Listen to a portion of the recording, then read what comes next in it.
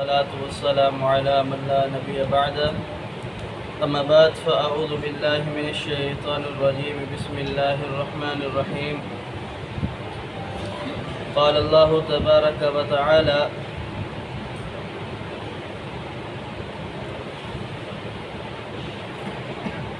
یا ایھا الذین آمنوا اے وہ لوگو جو ایمان لائے ہو لا تسألوا تم نہ سوال کرو عن اشیاء ان چیزوں کے متعلق ان تبد لکم اگر وہ ظاہر کر دی جائے تمہارے لیے تسؤکم تو وہ تمہیں برا لگے وَإِن تسألوا اور اگر تم سوال کرو انہا اس وقت ہین ينزل القرآن جس وقت قرآن نازل کیا جا رہا ہو تو بدلکم تو وہ تمہارے لیے ظاہر کر دی جائے گی عفا اللہ عنہا اللہ رب العالمین نے درگزر رکھا ان چیزوں سے واللہ اور اللہ رب العالمین غفور بخشنے والا ہے حلیم بردبار نہایت بردبار ہے قد سألہا یقیناً سوال کیا ان چیزوں کے متعلق قوم من قبلکم ثم اصبحوا بها کافرین تم سے پہلے لوگوں نے پھر وہ ہو گئے کفر کرنے والے اس آیات مبارکہ میں اللہ رب العالمین نے اپنے ایمان والے بندوں کو اور مومن بندوں کو ادب سکھلایا ہے کہ اگر کہیں پہ آپ نے بات کرنی ہے یا کہیں پہ آپ نے جا کر کے گفتگو کرنی ہے کسی سے پوچھنا ہے سوال کرنا ہے اس کا کیا طریقہ کار ہے اللہ رب العالمین بیان فرماتا ہے کہ اے ایمان والو تم ان چیزوں کے متعلق سوال نہ کرو جو چیزیں تمہارے لیے فائدہ مند نہیں ہے جن چیزوں کے اندر تمہارا کوئی نفع یا نقصان نہیں ہے یہ ادب کا تقاضا ہے اگر تم نے سوال کیا خام خواہ وہ چیز تمہارے اوپر نقصان کا سبب بن جائے آپ وہ چیز نہ کرنا چاہ رہے ہو آپ کو وہ چیز کرنی پڑ جائے جیسا کہ رسول اللہ صلی اللہ علیہ وسلم پیارے حبیب پیغمبر علیہ السلام پر شریعت وحی قرآن دین اسلام اس وقت نازل ہو رہا تھا تو آپ علیہ السلام سے صحابہ کرام کثرت سے سوال کیا کرتے تھے ایک دن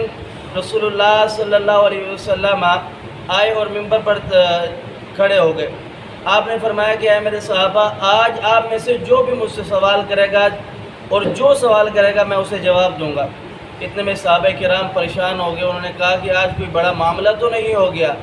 جناب انس فرماتے ہیں کہ میں نے دائیں بائیں دیکھا صحابہ کرام کو تو صحابہ کرام اپنے چادروں کو اپنے کپڑوں کو اپنے منہ کے اوپر ڈال کر کے رو رہے تھے تو رسول اللہ صلی اللہ علیہ وسلم سے ایک شخص نے تھوڑی دیر گزری تو آپ علیہ السلام سے پوچھنے لگا اے اللہ کے رسول میرا باپ کون ہے یہ وہ شخص تھا جب کسی کے ساتھ اس کی لڑائی ہوتی تو لوگ اسے غیر باپ ہونے کا طعنہ دیتے کہ بھئی تو فلاں کا بیٹا ہے تو اس نے پوچھ لیا اللہ کے رسول میرا باپ کون ہے آپ علیہ السلام نے فرمایا تیرا باپ حذافہ ہے تو یہاں جناب عمر ابن خطاب رضی اللہ تعالیٰ عنہ کھڑے ہوئے اور انہوں نے کہا کہ اللہ کے رسول آپ پر ہم قربان ہو اور اللہ کے رب ہونے پر ہم راضی ہے اور دین کے اسلام کے دین ہونے پر ہم راضی اور آپ علیہ السلام آپ کے محمد کریم صلی اللہ علیہ وسلم آپ کے نبی ہونے پر ہم راضی ہے تو یہاں یہ بات کرنا مقصود ہے کہ آپ ایسے سوال نہ کرو جو چیز آپ کو ناپسند ہو ایک اور روایت میں آتے ہیں جناب انس بن مالک رضی اللہ تعالیٰ عنہ کی ہی روایت ہے کہ رسول اللہ صلی اللہ علیہ وسلم نے ایسا خطبہ دیا ایسا خطبہ نہ میں نے کبھی ایسا خطبہ رسول اللہ صلی اللہ علیہ وسلم سے کبھی بھی نہیں سنا اور آپ نے کبھی ایسا خطبہ دیا ہی نہیں تو وہ خطبہ کیا تھا آپ علیہ السلام آئے اور آپ علیہ السلام نے فرمایا میرے صحابہ جس چیز کو میں دیکھ رہا ہوں اگر اس چیز کو تم دیکھ لو تو تم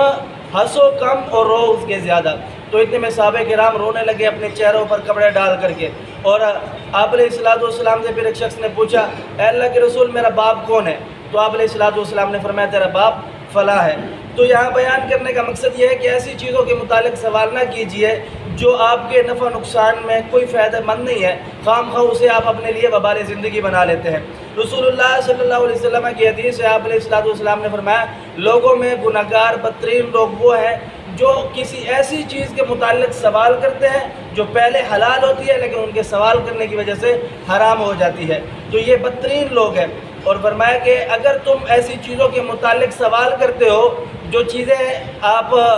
کے اوپر واضح نہیں ہے اور اللہ نے آپ کے اوپر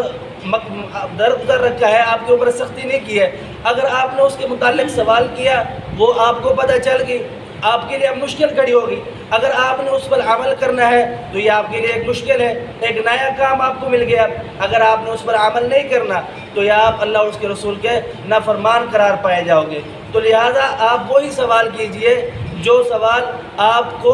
کوئی آپ کے دین کے متعلق ہو یا آپ کی ضرورت کے مطابق ہو، ایسے فالتو سوال نہ کیجئے۔ آگے رب تعالیٰ بیان فرماتا ہے تم سے پہلی جو قومیں تھیں وہ اس وجہ سے ہلاک ہوئی، انہوں نے اپنے انبیاء سے اختلاف کیا اور انبیاء کو قتل کیا اور کثرت سوال کیا۔ اللہ سمجھنے عمل کی توفیق دے۔ اقول قولی ھذا استغفر اللہ لی ولکم ولسائر المسلمین۔